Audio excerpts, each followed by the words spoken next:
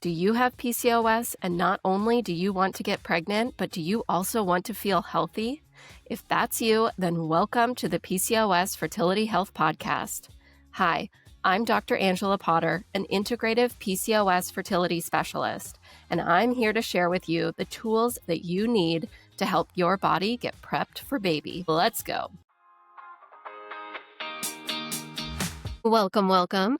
We are talking about why the pill doesn't fix PCOS. This is part 2 in a 2-part series. And last week you learned about how when you take the pill, it just shuts down your own hormones.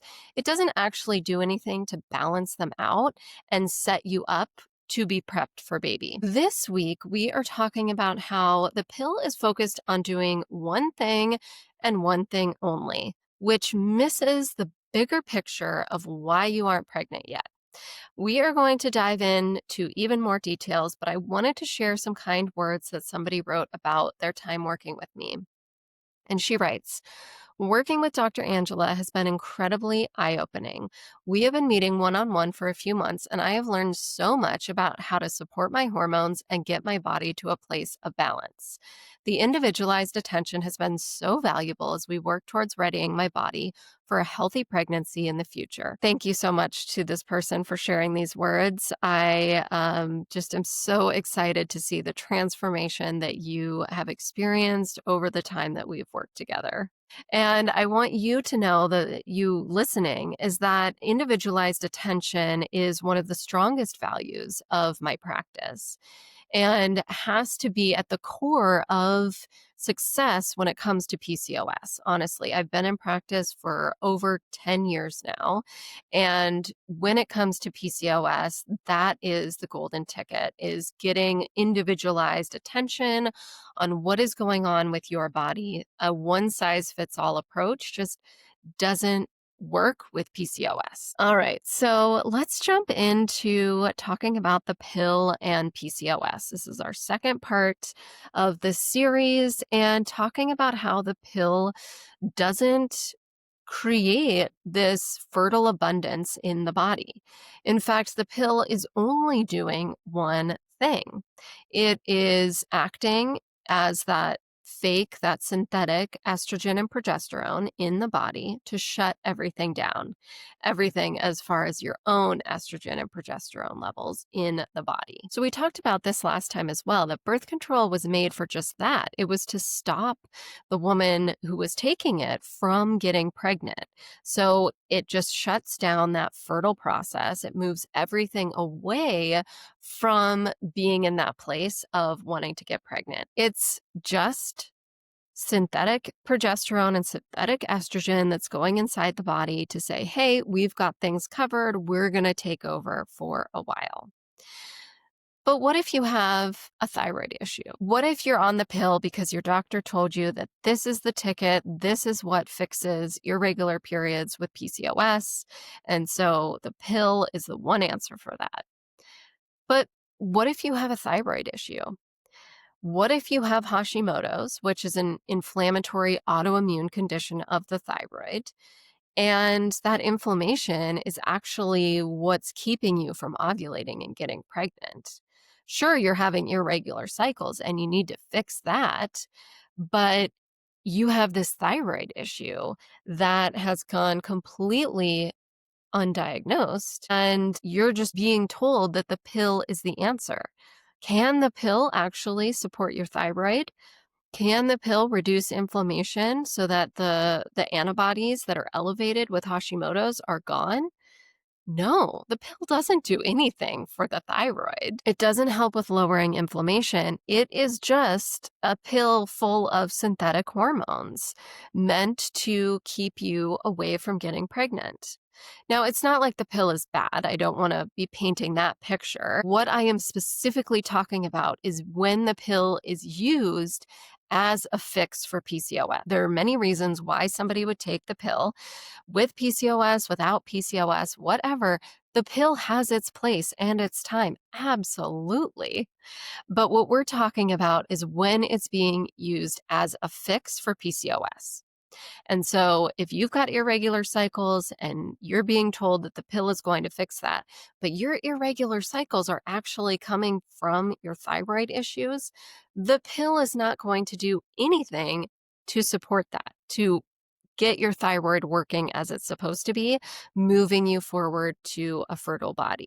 I was working with somebody who, before she came to work with me, she had been trying to get pregnant for 11 years. She had worked with many other doctors. By the time she came to me, was heartbroken, as you would expect, right? 11 years is a long time to wait. And when she started working with me, I uncovered that she had Hashimoto's. Not a single one of her other doctors before had uncovered that. So we focused in on her Hashimoto's, got that inflammation down, and a few months later, she was pregnant. Did I give her the pill in order to fix her Hashimoto's and support her thyroid? No, absolutely not. It was not recommended in that situation and was not the ticket to getting her body prepped for baby. She wanted that. She wanted to be with her baby. She wanted to have a body that felt healthy and ready to be carrying a baby. And so I wasn't going to give her the pill. I was going to focus on thyroid and anti-inflammatory support. And that's what got her over the finish line. And for her, and I would go as far as to say everyone with PCOS needs that whole body approach. The pill is just one aspect of the whole body. It's just affecting your internal progesterone and estrogen levels. It's not this magic pill. Gosh, I wish we had a magic pill, but it's not a magic pill to then create this fertile abundance in the body and take care of all the other hormones, all the nutrients that are needed for getting prepped for baby. The pill doesn't do that. And so it really requires this whole body approach to look to see what are these other systems in the body? What are these other hormones that are then causing this cascade to cause irregular periods? What's going on there a few steps back that we have to look at in order to see what is happening for this person that's creating these PCOS symptoms and setting this person up for not being able to get pregnant? And for this story that I just shared with you, for her, that was that Hashimoto's piece and that thyroid piece that the pill was not going to fix. So what if you have gut issues? You've been told that the pill is what's going to fix your irregular cycles, get you prepped for baby, and yet you have gut issues. Is the pill going to help with inflammation in the gut? Is it going to help line the digestive system with a strong lining to help with integrity and the immune system? No, it doesn't do anything for the gut. So if you're on the pill being told that that's what's going to fix your PCOS, but over here you're feeling bloated every afternoon from after lunch through dinner, have constipation, heartburn every night, and yet you're being told that the pill is what's going to fix your PCOS and your irregular cycles. That's really dismissive advice because the gut has to be looked at. We know that inflammation in the gut impacts implantation and fertility, let alone when there's inflammation in the gut, that's then creating this cascade to other hormones like cortisol and estrogen to move you further away from having a fertile body. You want to have that whole body approach to look at your gut to say, are these symptoms actual issues that could be leading to inflammation and causing fertility struggles? And if they are, right, if you've got all that afternoon bloating, if you're constipated, got that heartburn, those are really strong signs that something's going on and has to be taken care of. Then you want that gut health to be on the forefront of your fertility plan, getting you prepped for baby, rather than just being told that, oh, take the pill and this is going to fix your PCOS. So do you see how this works, how this all fits together, how important it is to get your health looked at from this whole body perspective? Because with PCOS, in particular, PCOS is a syndrome, so it's made up of different symptoms. So your PCOS could look completely different from anyone else who's listening on this podcast. And you can also have other systems in the body that are impacting your fertility issues. You've got to have a doctor who's able to look at the body from this whole body approach rather than just saying this one pill is going to take care of everything. All right, so today you learned the second reason why the pill doesn't fix PCOS, and that's because it has one job and one job only. It doesn't support all these other systems in the body that are necessary for getting prepped for baby. You learned about the power of a whole body approach when it comes to PCOS and getting pregnant. And you learned that story of that woman who had been trying to get pregnant for 11 years. And finally, it took this deeper investigation into her thyroid and support for thyroid to finally be the ticket. And you learned, as a PCOS specialist, I am here to help you when you need.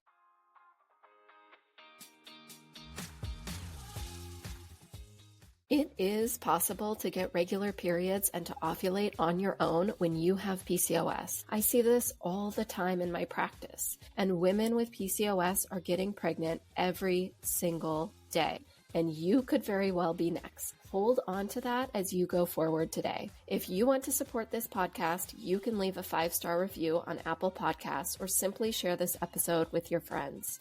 And as a reminder, the information on this podcast is just that. It's information, and it should not replace the medical advice that you are currently getting from your doctor. Thanks so much for being here. I'll see you right back here next Wednesday.